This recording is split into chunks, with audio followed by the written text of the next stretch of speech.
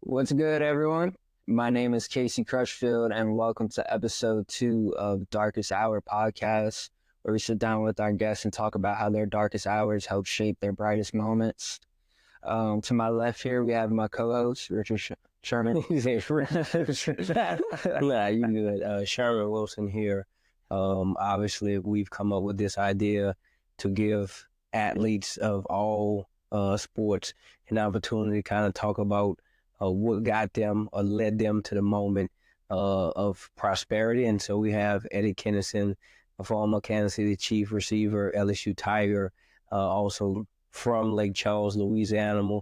And so we would just love to give him the floor, kind of talk about himself and his upbringing, and then his darkest moments as we go through the timeline of his life and then his career, and then kind of like expound on what's next and what he's doing currently. So without further ado, Eddie Kennison. Yeah, man, I appreciate you young brothers having me on, man.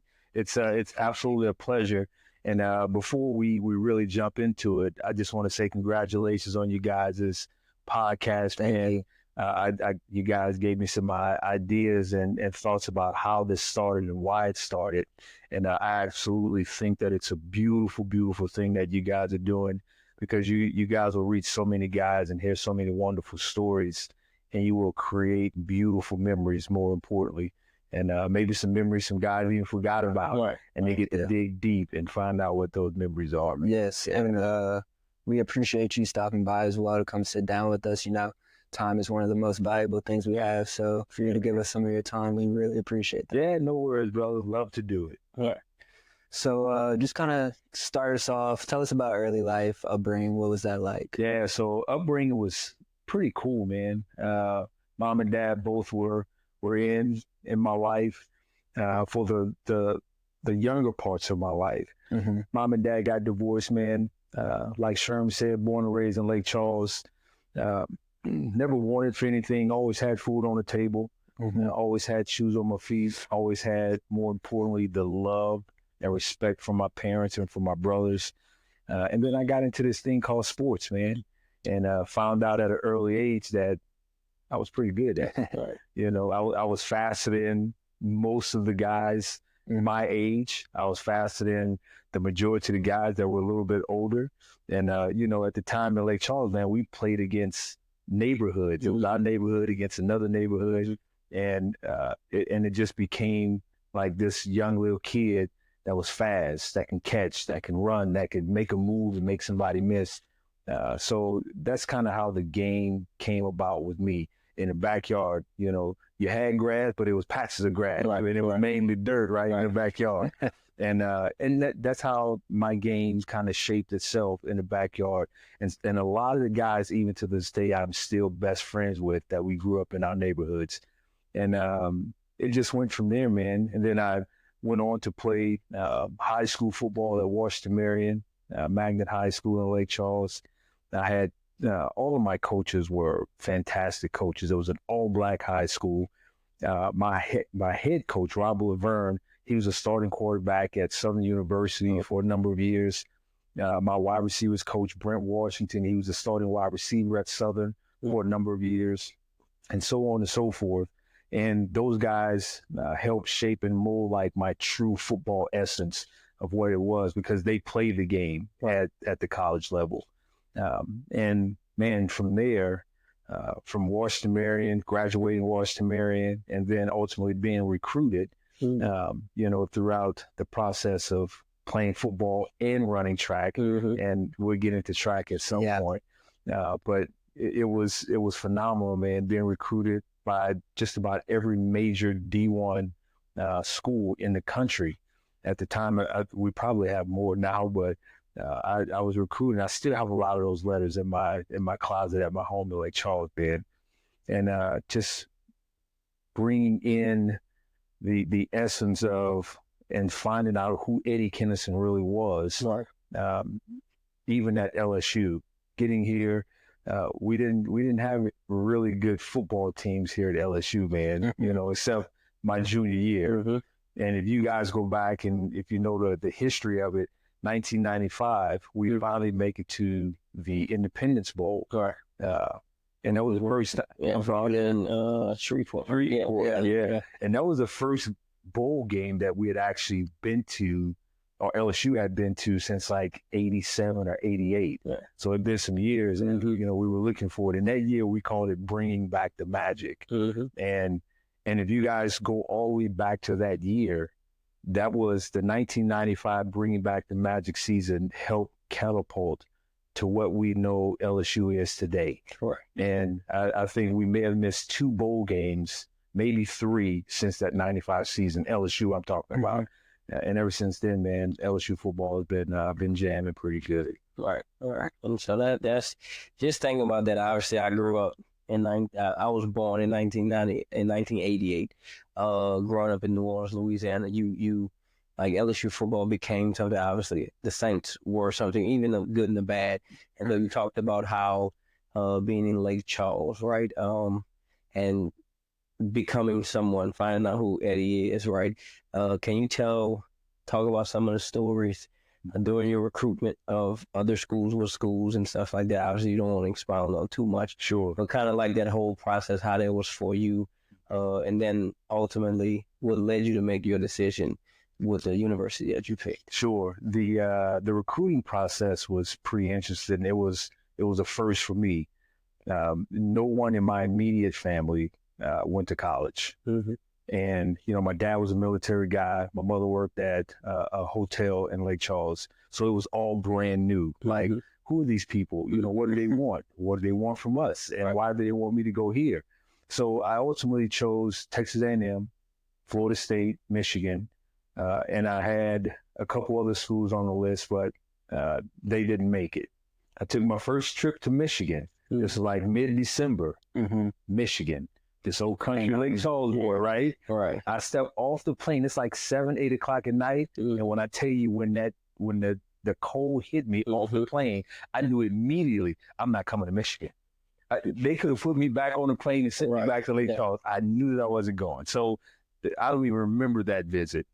That's it's crazy not to stop you. That's kind of what came about going to Notre Dame. When he said he stepped out, and that's the same. Like my brother lives in Indianapolis, Indiana. I remember being out there like a month, and I moved out there like in December. Oh yeah. And so I remember going. My brother's like, "Oh, it's gonna get cold." I'm like, "Cool."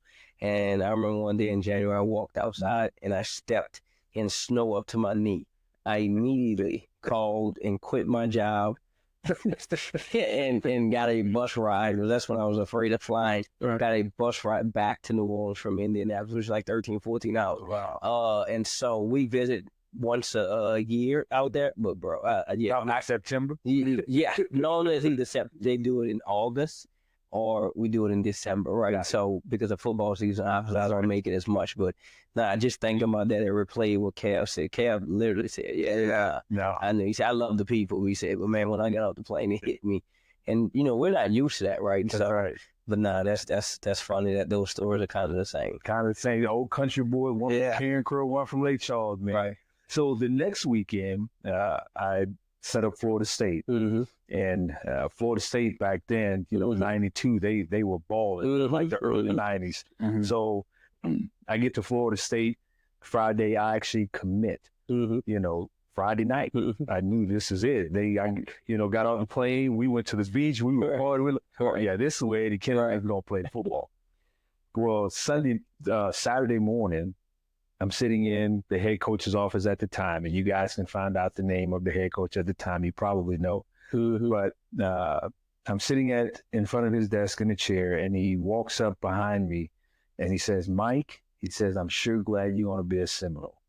And if you guys know me, I like to believe I'm a man of God. I've Christ-like tendencies, and I do my best to tell the truth immediately. Correct. And as you guys know, my name isn't Mike. Correct. I looked up at the coach and I said, well, coach, my name isn't Mike. And you know what? I'm not going to be a Seminole anymore. And so at that point, damage control was trying to be done. But again, my mind was already made up. Made up, we're done. Right. And so Sunday finally came, and I called my head coach, Robert Laverne, and I said, you know what? Just call LSU. Because it was like my last visit, I was tired of this. Don't want to do this anymore. So we call Curly, and that was Sunday. That Tuesday, the following Tuesday, Curly Hallman and Larry Edmondson, who was the wide receiver coach at the time, they showed up in Lake Charles. And I picked Curly and Larry up from a local gas station on the corner from my mom and dad's house. And Curly gets in the truck with me. And in 1992, man, you know, No Limit Soldiers, you know, I had Mystical. It wasn't turned up. Mystical was in my tape player. And a lot of young people, they won't know about tape players. But Mystical was in my tape player. And Curly gets in my truck. And he turns it. I have speakers in the back behind the seat. Curly turns it up. And when I tell you, when he turned it up and he started dancing, like in the seat next to me, he looked like a fish out of water. Right. But I knew then, before he had any conversation, I was like, I'm going to LSU. And that's how I became the guy to come to LSU. That Friday, I took my official visit to LSU, and I committed. And I don't know what, we're 31 years later, bro. And I'm forever LSU, bro. Right. Forever a Tiger. Just kind of curious, you know, the way that the game has obviously evolved, and, you know, with that, the way people choose their schools, I guess, have kind of evolved too. Do you think in like today's age with like social media and everything and all that, do you think you still would have went to LSU? If everything would have happened the way it happened, I think I would have. Because at the time, I would have had my phone. I probably would have been recording Curly. So he would have been all over. So, Correct. You know, he probably would have got more guys. Right. Correct. Yeah. So, you know, if the scenarios played out the exact same way, I believe it does work out the exact same way. Yeah. And so kind of moving on, you know, obviously the jump from high school to college is big. What was like that first, you know, time on the field, you know, whether it was practice or something that you kind of realized like, okay, here I am? Well, man, to be honest, because I'd always played against older guys, even in my neighborhood. Right. So the confidence level that I have, and at 51 years old, brother, I still have a confidence level that surpasses my understanding. And I know where it comes from. I just don't understand why it always happens the way it happens. And walking on the field, you know, I'm like, I know I'm the best guy on this field. And I'm the guy that will help this football team catapult to where it needs to be. Now, am I truly better than everybody else? Probably not. But my confidence level tells me that I am. So to walk on the field, there was never any doubt or any nervous habits to say, you know, what if I don't make it? Or, you know, I knew that walking on this field that we're going to make some things happen. I do remember like one of the very first home games, and you guys get to experience it just like now 102,500 people, but running out of that tunnel on game day and you feel that atmosphere and the lights are on and it's nighttime Death Valley. Bro, that started way back when. And I get the chill bumps now thinking about it. Right. Bumps. Right. And just running out of that tunnel, man, and saying, this is what college football is all about. Right. This is what it's about. Right. Yeah. No, that's obviously, I get to experience it different level than you did. But seeing it every side is, like you said, it's different. It's different than any other place. There's multiple quotes in college football and all the sports where people detail how they felt inside that stadium. And so I've always, like me, I don't watch the game in the stadium anymore. I go and watch in the facility because I really want to see all 22. And then like I just get nervous, like all that. But again, I didn't play. I'm not gonna sit here and say I played at any level, and so I just enjoy the game. I enjoy building relationships. But what is one moment that happened in that stadium, right? That kind of culminated or kind of brought you to, you know, next level. Like it made you realize, like, I'm gonna play on Sunday. Obviously, you have that confidence, which, you know, we talked about it earlier, offset. Where that confidence comes from, but what is a moment that you realize, like, I'm one of them? You know what I'm saying? Right. Well, and you guys have probably seen it. There were a lot of defining moments, you know, in Tiger Stadium, but the one that really stands out the most, and it was a punt return, and it's still the longest standing punt return in Tiger Stadium. It's still a record to this day. They say it's 100 yards. I say it's 106 yards. But, you can only record 100 yards. Right? Yeah. So in leading up, and it was 1994, I believe it was, we were playing Mississippi State. And Curly and I, leading up to that game, we had got into like a little spat. Because back then, as a punt returner, we had to have our heels on the 10-yard line. And when a ball was punted over your head, you let it go. Right. It go into the end zone, get on 25. Right. Well, this particular week, Curl and I, we butted heads for something. I don't remember what it was. And I said, you know what? I don't care what he says. Whatever ball, I don't care where it is. I'm picking it up. I'm catching it. I'm not fair catching nothing. I'm picking it up and I'm going. Well, this particular play went over my head. I picked it up on the 2-yard line and I got knocked back 5 or 6 yards into the end zone and ultimately ran out and ran it back 106 yards. That's my stat. I think that's fair enough to say. Yeah. And it's still a great memory, not only for me, but all of the Tiger fans who were in the stadium at that time. And I think LSU still uses it for some other highlight type stuff. Right. That was a defining moment that said, you know what, this is the big leagues, and I know that I'm able to play at the next level if I get the opportunity. Right. No, that's it is obviously used because it's a moment, right? It's a defining moment for you, yourself, obviously your family, but LSU, the Tigers. I saw, if I'm correct, you were drafted by the Rams. St. Louis. Yeah, correct. St. Louis. And so I had the privilege, blessed in 2020 to do a scouting internship with them for 3 years. And so obviously I moved to LA. I moved back to LA. Kind of, how was that? Just the phone call, the whole experience, getting drafted, even, I don't know how the combine was, pro day. I don't know how, like, kind of talk to us about how that the ordeal went. Right. For the combine is pretty similar. Obviously technology things are different, but it's ran kind of the same way. You have the interviews with the owners and the GMs and the doctors and the whole deal about, so that was the same. Draft, they wanted me to go to New York, but I refused to go to New York because New York wasn't there my entire playing career. My family was. So I decided to have my draft date in Lake Charles at my aunt and uncle's house because it was a bigger house. And my grandfather at the time, World War II vet, he was still alive. And I knew that he wouldn't be able to make it to New York. So we opted to have it at home. And I tell you, draft day, I remember getting the phone call, but the most memorable part about draft day for me was my grandfather, my dad's dad, World War II vet. He had all of his kids, my dad and my uncles, all of them are military guys. So, and my grandfather's a big sports fan, big football guy. So I get the phone call from St. Louis, and my grandfather sitting in the chair, could barely walk, but you can very aware. And when they read my name and he saw my picture on the screen, I'd never seen my grandfather cry before. Never. This tough, hard hand, killed guys in World War II. He started crying.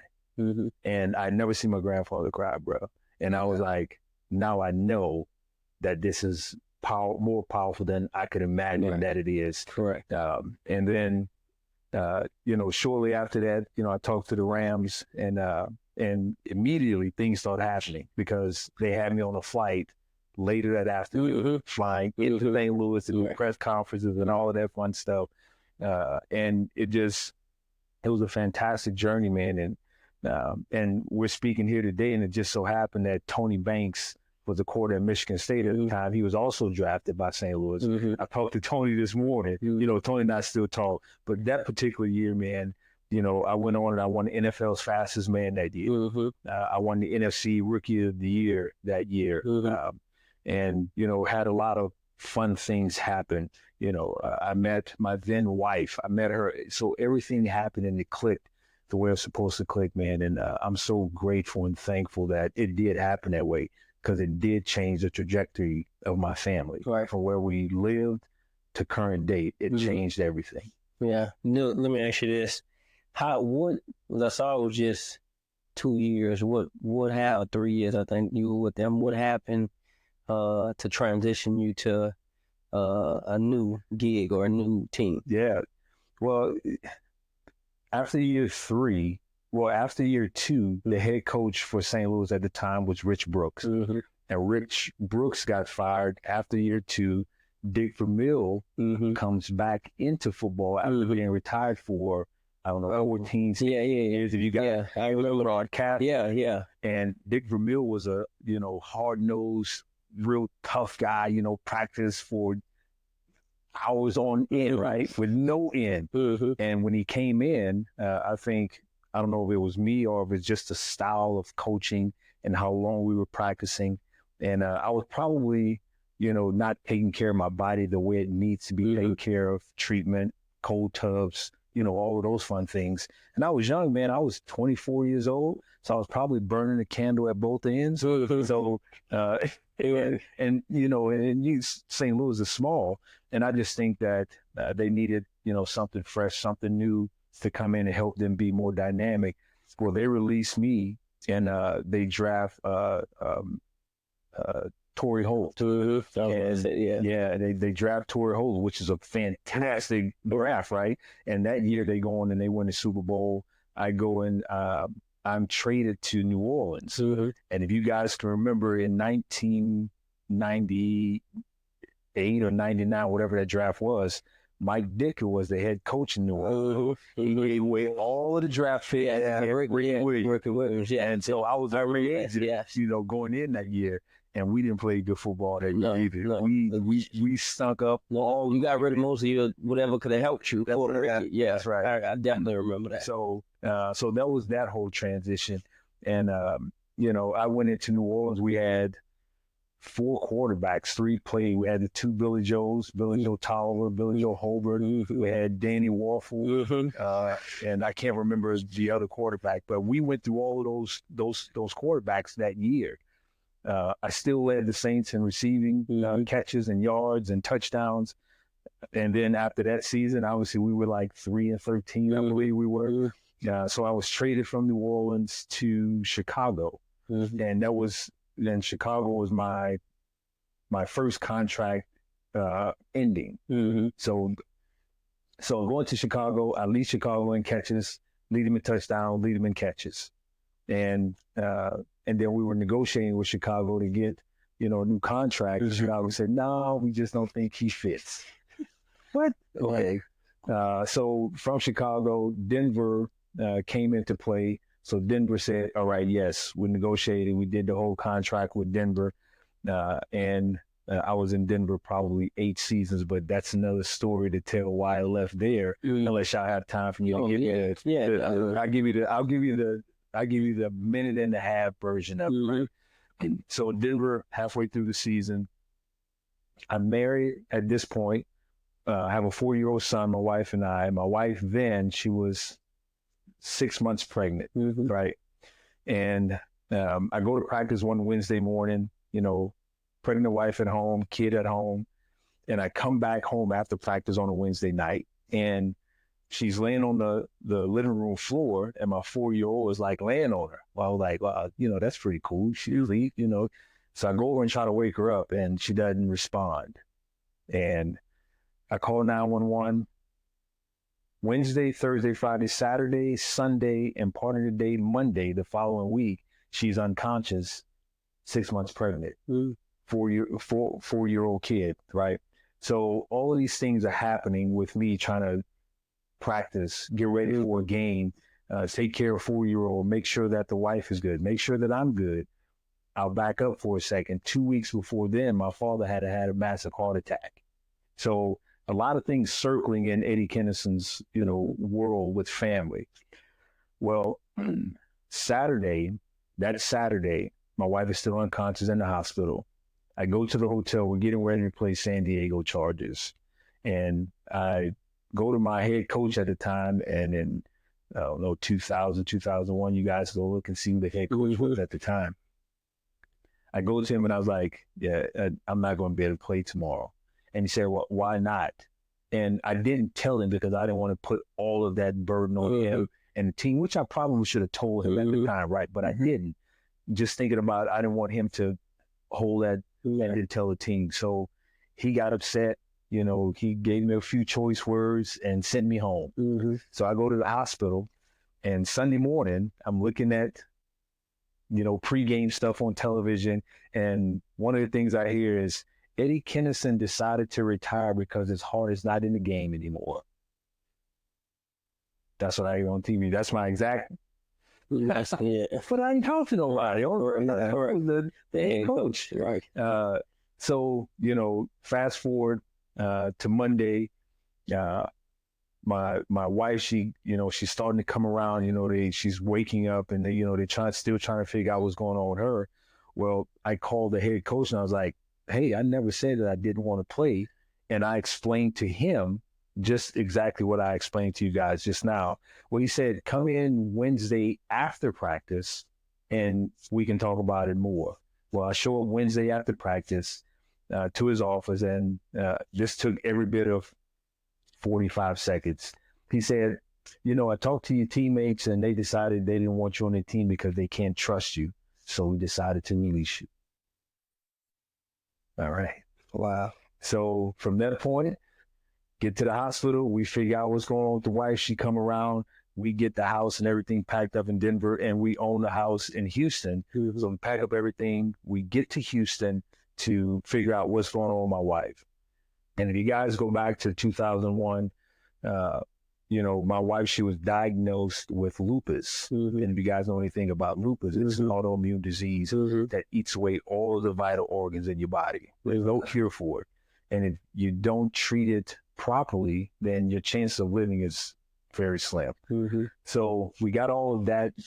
And then Thursday night, 2 weeks after that, Dick Vermeil is now the head coach in Kansas City. Right? And Thursday night, Kansas City Chiefs were playing Philadelphia Eagles. And if you know the history of Dick Vermeil was the head coach of the Eagles. But the Eagles went to the Super Bowl, all this fun stuff, right? So it was a big primetime Thursday night game, probably one of the first Thursday night games that they were entertaining. Right. So he called me on the way to the game. He said, hey, Eddie, do you still want to play the game? Well, Coach, I never stopped wanting to play the game. Right. That was put out there. Something they just put out there. Yeah. So he says, I'm going to call you after the game, keep your phone close, talk to your wife, and, make sure everything is good with family before you come play. Hour after the game, he called me back on the way to the airport. He said, so what do you think? And I said, Coach, again, I never stopped wanting to play football. I want to play football. Right. Yeah. Well, he says, well, what do you think about taking a visit to Kansas City tomorrow? I said, absolutely. I flew out to Kansas City that Friday, and I was there for 20 years. Yeah. Yes. I was there for 20 years. That's crazy. Yeah, man. Wow. That's crazy. Let me ask you this. Because you said when he got to Denver, right? I think that's what you said. Y'all didn't vibe, or he wanted to change something, or he wanted a new structure, was it? The head coach for Denver? Yeah. So was it Dick Vermeil? You never worked? Oh, yeah. So in St. Louis. Yes, that's what I meant. St. Louis, yeah. St. Louis. So he came in with a whole different workout practice, and I think Rich Brooks, we were probably practicing hour and a half, hour 45. And Dick Vermeil came in with the old Hard Knocks kind of mentality. Oh, shout out to Hard Knocks. Right. But, he came in with that mentality, like if you work longer, you work harder, then the outcome will be better. Well, our practices went from hour 30 minutes, hour 45 minutes from the previous head coach to like 3 hours practices. And being a young guy, burning the candle at both ends. Right. And it just didn't work. Right. Yeah, my body couldn't keep up. Right. And so they had to say, we got to go somewhere else. And do you think it was something that he saw in you that made him want to call you some years later? I'm sure. Because, again, when I left St. Louis, I came to New Orleans. I led in catches, touchdowns, receiving yards, and New Orleans and Chicago, and then everything happened in Denver. And Ed McCaffrey was starting in front of me at the time, and Ed had his leg broken. So I had a couple good games in Denver, and at the time, Kansas City was looking for a veteran receiver, and he called me up, and right. You was there with Trent. I was there with Trent Green. Yeah. Okay. Priest. Yeah. Oh, we had an offense. I know that. We had Trent Green, Priest Holmes. Did y'all have Tony Gonzalez yet? Tony Gonzalez was there. I remember Larry. Yeah. You had Dante Hall. Right. Johnny Morton came in from Detroit. Oh, bro, we led the league in offense for like 4 years. 5 years. Yeah, that's what I thought. Yeah. We should have won the 2004. We should have won the Super Bowl in 2004. Was that against? Did y'all play in the playoffs against Peyton? Yeah, I remember that. And they were in Kansas City. I remember that. And we just didn't have a defense that was conducive to stop Peyton. We just needed one side, y'all. We couldn't do it, but it's I definitely remember the whole. You know what I'm saying? I don't think Priest played that long, right? Didn't he play like maybe 7-8 years? Yeah. Priest didn't play long at all. He was playing that year, but I think we played Denver at some point in time that year, and Priest got a little hurt. He was a little banged up. But we had young Larry Johnson. Yes, I remember a lot of people forget about Larry. Yeah. And we just needed, I think the score ended up being like 45, 47. Yes. Oh, we had 0 punts in the game. Yes. Only couldn't get one. Yeah, I remember, if I'm not mistaken, 2004.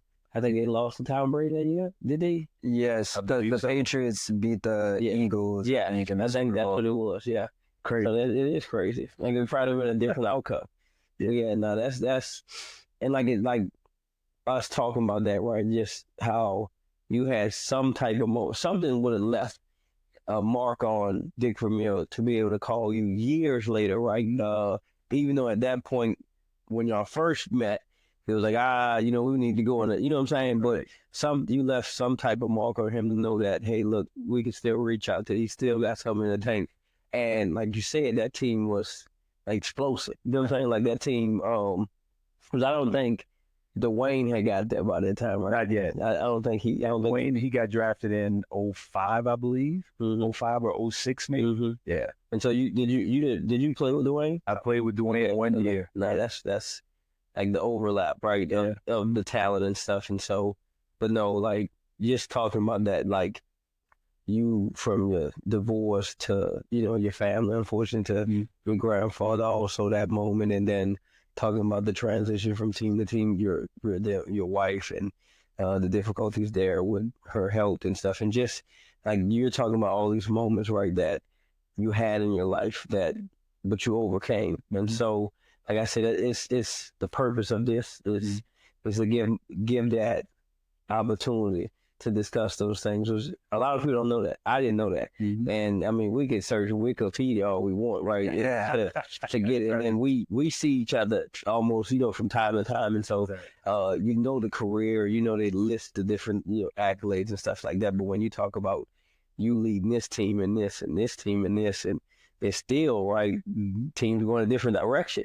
Right. Because the business side of it. And so, but to have the career you had, like I said, I was born in 88. So in your height of your career, I was watching football and I remember those times, those battles and Arrowhead with, obviously Peyton Manning, who's from New Orleans. Right. And so, but like, just tell us more, like, if you can illustrate, like, even after post football, right? That time Kev kind of talked about how it still hurts him, right?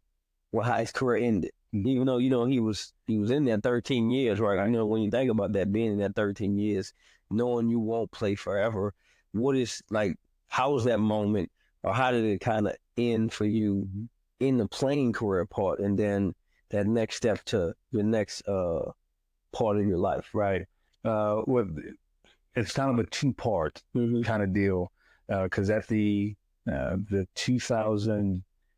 After the 2007 season in Kansas City, I had a roster bonus that needed to be paid on or before March 15th at noon, right? Because, then, I'm protecting my career because I'm not going to let you hold me to camp or through camp and then release me. Now it's going to be tough to get on a You're going to release me, you're going to release me early. Right. So I had a $4 million roster bonus that they were supposed to pay me or was going to pay me for that year.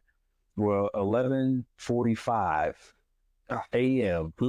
on March 15th, they called me and said, "Yeah, we decided we're going to release you," and which is cool. You know, I'm like year 13 at that time, or year 12 and a half, and you know, I've made great money in the National Football League, and then shortly after then, Al Saunders, who was our offensive coordinator in Kansas City, he was now the offensive coordinator in St. Louis. So, and they drafted a young guy in St. Louis, but he got hurt during camp. Right. Well, Al called me and said, "Hey, you still have something in your tank." So for 9 games in the 2008 season, and a lot of people don't know this, that I went back and played 9 games in St. Louis. And as soon as the young guy that they drafted got back healthy and was ready to go, then they released me. And once St. Louis released me, I said, "I'm done. You know, this is not anything that I need to chase. I played 13 seasons, and I'm good." You know, my wife and I at the time, we owned 5 businesses in Kansas City.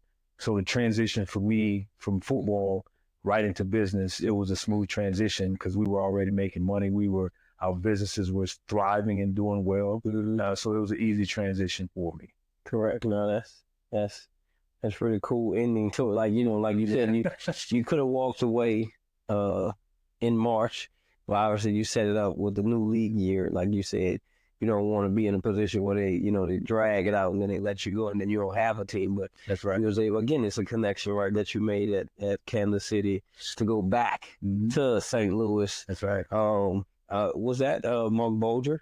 Was he wasn't the quarterback then, was he? Oh man, I think Bolger was a quarterback. I mean, that was a blurry season, right? What year was that? 2008. 2008. Was that Bolger? Man, That wasn't Sam Bradford. Sam had to be in the 10. I don't remember who the quarterback was. Yeah, now you're gonna make me go back and look, go refresh my memory on who the quarterback was. I don't remember who the quarterback was. So, just kind of curious for me. You know, you've obviously hopped around to a different couple of teams throughout your career. Would you say that Kansas City is like your home? Oh, for sure. That's my second home for sure. Yeah, man. I still have some of my best friends in Kansas City. My 2 older boys grew up in Kansas City. You know, we made some outstanding relationships in Kansas City, personally, you know, not business-wise, but personally. So, and Kansas City is still a place that I go back frequently. I go back multiple times. Yeah, I was about to ask, do you how does that really work? Like, are you still able to reach out to the team? Oh, sure. Y'all can, anything they kind of hook you up with? Yeah, absolutely. I retired as a chief. So after I got done in St. Louis, I called the Hunt family and asked them if I could retire my career as a Kansas City chief. And they were on board immediately. So they had a full day planned out, that following year for one of the games. And that was pretty special, man. And to this day, obviously the father, Lamar Hunt, passed away while we were playing. And now the kids are over the organization. And the kids I'm very close with. That's what I call them. Yeah, they mainly live in Kansas City, but they originate in Dallas. That's where Kansas City was at first. They were the Dallas Texans. And then Lamar moved the Dallas Texans to Kansas City. So you just got to know that history. So they're still in Dallas.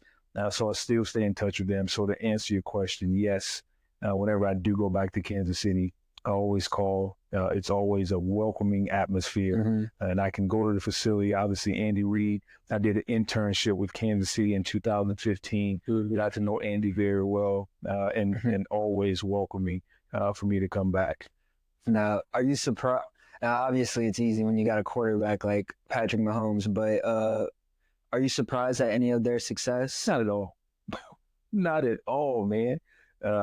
If you understand Andy's who he is as a coach, you backtrack his career. I mean, several NFC championships. I mean, like 4 in a row, maybe, early 2000s. Multiple quarterbacks of different, just variety of quarterbacks, right, that has succeeded from Vic McNabb. It didn't just, it happened because how he was, right? What his scheme that he runs, however they do it. We studied forever, right, on how to get anyone to fit in this team and be successful. No, like you're absolutely correct about, like I'm guessing because it's me being started in the scouting world, like you saw Pat and you see how he looks and it's like, but he fits Andy. That's right. And they kind of gel really well. And so, I wouldn't say I'm surprised, right? Because he's been successful everywhere he's been. Right. But just the way they've kind of ran through the NFL is kind of surprising to me. Yeah. Like, it's like there's no answer, no matter who he throws the ball to, right? Whoever they find, right, he loses receivers. Like Tyreek Hill is probably the best receiver, top 3 receiver in the NFL. Yeah. He loses him, and he don't miss a beat. Right. You know what I'm saying? We can go back even, and I won't, talk too much, but Belichick in New England, that dynasty, right? You put Tom Brady back there with the mind of Tom Brady and Bill Belichick, and with a couple other guys like Gronk, you got your solid tight end, and then you go out and you find Edelman, right, and Amendola, and there's a culture. When you walk into the building, there's a culture that is built, and the expectation that is built to say, this is who we are. This is the structure of what we want to accomplish. Either you want to be in or you don't. If you don't want to be in, we'll see you later. We can find somebody else, right? And when you create that culture that people, when they buy into it and they see it and they see the success of it, then they come right in. I don't care how bad boy or whatever the case you may be, you walk in and there's an expectation for you to meet that expectation. Yeah. And then once you step on the field, now you're held not only accountable, you held to the highest accountability. And if you can't get it done, we're going to get rid of you and we're going to go find somebody else. Right. So now your mentality say, all right, I have to step my game up. And that's exactly what has been done when you build dynasties. Right. And that's me. And again, we talked earlier. I didn't know this, that you had a podcast yourself. And so you want to shout out your podcast, we can definitely talk about it because I'm going to be tuned in now. And so, and we appreciate you coming here and talking on our podcast. So hopefully we get on your podcast. But I mean, this just depends on, how you do it, how you structure it. But we definitely want others as we build this and continue to talk to greats from the state of Louisiana to highlight their careers, but also, like you said, the darkest moments that leads to their brightest opportunities in life and stuff like that. And so, but yeah, you can talk more about your podcast. Yeah. So my podcast is it's called Go To Legends. Okay. GEAUX, the number 2, because I wore the number 2 in high school and at LSU. Go To Legends, and it's the framework behind it and the thought behind it was to bring legends back from all LSU sports, not just football, but from golf, swimming, whatever, all sports LSU, male and female, to get their perspective on kind of how we talking today. Where did you start? What became your love of sport? How did you get that love of sport? And the recruiting phase. Tell me about the recruiting phase. And then what happened? What made you make the decision to come to LSU? What got you to that point? And then your accomplishments at LSU, what you did afterwards, and what you're doing now. Correct. And so it's just to bring back not only the big names in LSU, but bring back all legends, even the person that never got recognized or anything. I want to hear their story because everyone has a story to tell, and they have family and friends that love to hear their story. No, that's beautiful, and so y'all definitely tune into that. Go check that out. Yeah. Well, we're on YouTube, Spotify, Apple, all the streaming platforms. And we'll put it down on YouTube. We'll tag your account on the bottom. That way they can go check it out. But just kind of curious, who would say? I mean, I hate when people ask me this, but do you have like a favorite of your own podcast, like a favorite episode? I don't want. Yeah, so I don't have a favorite. I can tell you what I've thoroughly enjoyed because there's a lot of things about the legends that we don't know and that I don't know, and some of the things I shared with you guys today that you didn't know about Eddie Kennison. Right. You're like, whoa, man. Right. So, I have an aha moment every single podcast because the ones that I've had so far, they've been my teammates. Yeah. To some capacity, whether it was track or football. And I didn't know some of those stories on how they got to LSU, man. Right. So I have those aha moments. So no particular ones, no favorites. All of them have been pretty awesome for me. And I completely agree with what you said about the message, whether big or small, because no matter what, if you go to LSU and you made your mark, people are going to remember you regardless. I was on the way here and I stopped in Basho and grabbed some stuff. That's where I'm from, Basho, Louisiana. And I told my parents, I was like, yeah, I'm coming do a podcast. My dad jumped up. He said, what? I was like, he was like, do you know how good he was? I was like, hey, yeah. So, man, that's all. Yeah. And he's probably like 50, so, Yeah. just to see him still remember those LSU legends, that's something special. That's something special, man. Yeah. It's a beautiful thing. Beautiful thing. Right. No, that's, and it just, like you talked about, right, it's an opportunity for y'all to give back, but also illustrate, like, your path. Like, and we talk about that all the time. It's so easy. Like, Wikipedia and ESPN can only tell so much. That's just that, right? That's just the numbers.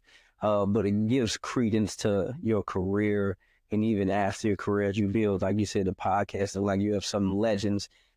Many might not know of them, right? But when they review or revisit how it happened and how you say it, and then you put it with the podcast, and the interviews kind of change, it changes. I guess for me, this was a surreal moment because, like, Kevin is a legend. Like, you are a legend. And so obviously everybody looks at, the current, but it's just something like to be able to look back and to show, like he said, his dad, like my father, works for NOPD, and I tell him all the time. And so he'd always tell me, like, you got to make sure you enjoy those moments, right? And so, because you don't always have them, and don't take them for granted when you're sitting in the presence of people who did this at a high level, right? And then went to the NFL, and you said 13 years, Kev, 13 years. Like, that's impressive. You know what I'm saying? So, hats off to you, because it's important for me and Casey as we show love to our state. Right. More important than anything, obviously, it includes LSU and every other university in the state and the Saints, but mainly just everyone from this state, because I don't think a lot of people in the country know how successful, how powerful this state is,